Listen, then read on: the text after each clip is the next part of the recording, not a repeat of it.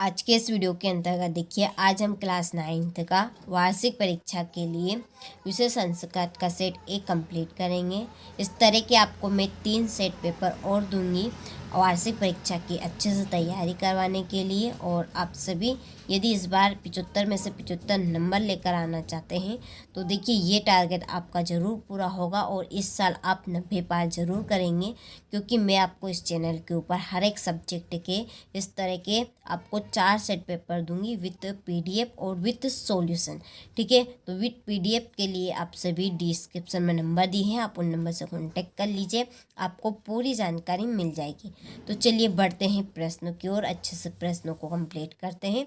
तो देखिए पहला प्रश्न है, लता शब्द से सप्तमी विभक्ति बहुवचनस्य रूपम भविष्यति। इसका आंसर रहेगा आपका लता सु।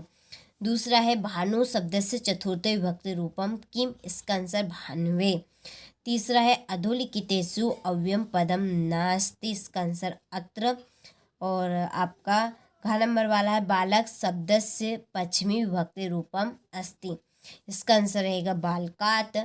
अत्र पूजनम भविष्यति। अस्मिन् वाक्ये अव्ययम पदम अस्ति। इसका आंसर रहेगा अत्र। और फल शब्द से तृतीय विभक्ति रूपम अस्ति। इसका आंसर रहेगा फलेन। ठीक है, यदि आपने स्क्रीनशॉट नहीं लिया हो तो स्क्रीनशॉट आप ले लीजिए यहाँ से। इसके बाद में है अगला प्रश्न कि गमिष्यसि इत्यस्मिन् पदे डेडेडेस धातु अस्ति। इसका आंसर रहेगा आपका गम। दूसरा है, प्रचार इत्यस्मिन् पदे डेडेडेस इति उपसर्गस्त। प्रचार में उपसर्ग आपको बताना है, तो प्रचार में उपसर्ग रहेगा आपका प्रा। गम धातु लट लकारस्य उत्तम पुरुषस्य एक वचनम डेडेडेस रूपम भविष्यति। तो इसमें आपका रहेगा गमिष्यामि। ठीक है, क्या आएगा इसमें? गमिष्यामि। अत्याचार तस्मिन् पदे डेडेडेस उपसर्ग अस्ति। अत्याचार में उपसर्ग क्या है? अति उपसर्ग है।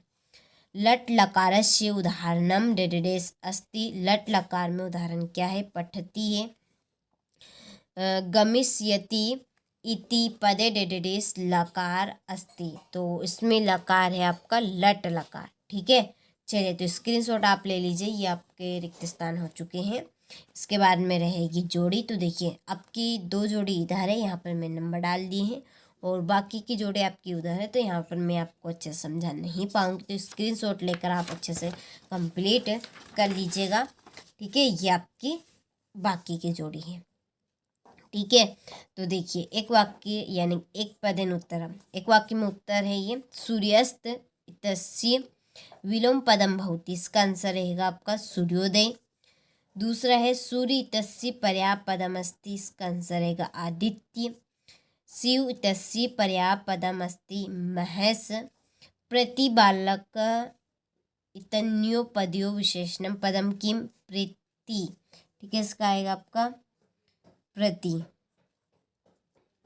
और श्वेत इत्यस्य पदस्य विलोम पदमस्ति कृष्णा। प्राचीनतम इत्यस्य विलोम पदमस्ति नवीनतम। ठीक है, चलिए तो ये एक वाक्य में उत्तर हो चुके हैं, स्क्रीनशॉट आप ले लीजिए।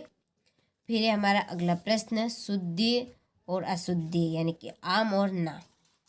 पहला है, प्रत्येक इत्यस्मिन् पदे रियादि संधि अस्ति। ना है। घनश्याम पदे कर्मधाराय समास वर्तते। आम। सदे इत्यस्मिन् पदे दीर्घ संधि अस्ति। ना। सूर्धन ईसा बराबर सुरेश भवति। आम है ये। पितृपद पदे अव्ययभाव समास भवति। ना है। स्वागतम इत्यस्मिन् पदे यण संधि अस्ति। ये आपका आम है। ठीक है, चलिए तो स्क्रीनशॉट आप अच्छे से ले लीजिए। इसके बाद में क्वेश्चन नंबर 6, काल कश्यम रसम पिबती माता काम अधिसत सरोवर्णाम हानि कदा भवति मानवना चेतासी की दशानी भवंती। ठीक है, तो ये आपके प्रश्न हैं। यदि आप सभी इस पेपर की पीडीएफ लेना चाहते हैं, पीडीएफ के लिए डिस्क्रिप्शन में नंबर दिए हैं, आप उन नंबर से कांटेक्ट कर लीजिए, आपको इन प्रश्नों का भी सॉल्यूशन मिल जाएगा। ठीक है, तो देखिए यहाँ से आप स्क्रीनशॉट ले लीजिए प्रश्नों के। ठीक है, क्वेश्चन नंबर 13 में है वाच्य परिवर्तन, और क्वेश्चन नंबर 14 में है श्लोक कंप्लीट करना है आपको, जो सुभाषितानी पाठ दिया है उसमें से कोई एक।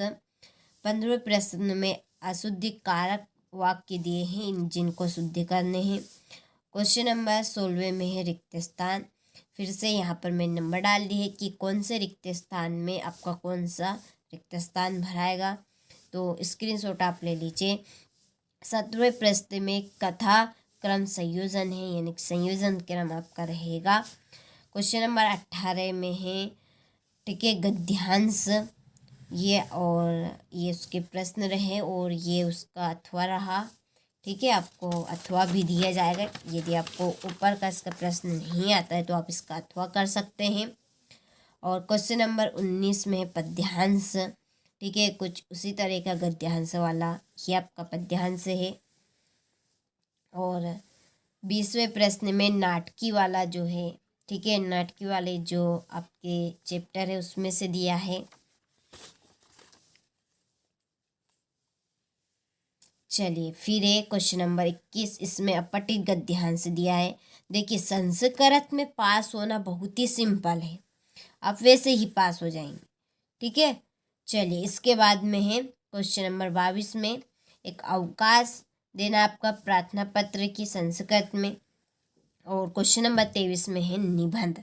आप तो केवल एक संस्कृत भाषा और एक महाकवि कालिदास का निबंध कंप्लीट कर लीजिए, 100% श्योर यही आपके निबंध फंसेंगे। ठीक है, तो ये मैंने आपको आज की इस क्लास में कक्षा 9वीं का संस्कृत का सेट ए आपको बता दिया है। इसके बाद में हम इसका सेट बी कंप्लीट करेंगे।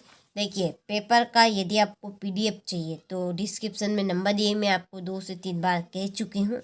यदि आपके कानों तक बैठ गई हो तो आप कांटेक्ट कर लीजिएगा। पूरी PDF 100% श्योर आपको 75 में से 75 नंबर लाने का वादा करती हूँ मैं। ठीक है, लेकिन आपको ये चारों सेट पेपर कंप्लीट करने पड़ेंगे। ठीक है, चलिए तो मिलते हैं आपसे अगले वीडियो में।